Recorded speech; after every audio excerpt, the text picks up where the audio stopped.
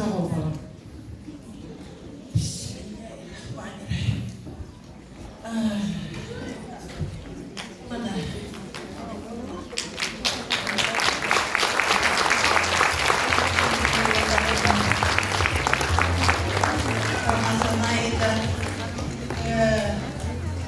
Allah'ın emriyle oranımızı tuttuk. Bu bayram Büyükoğlu kasabasında merkezinde Kim aldı? Andaşkan. Tursun Mehmet. Torunlarım bitti. Başlarını aldım. Tursun Mehmet. Torunlarım bitti. Bita.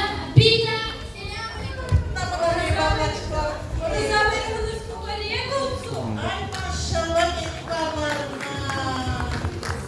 Идем сюда, пройди.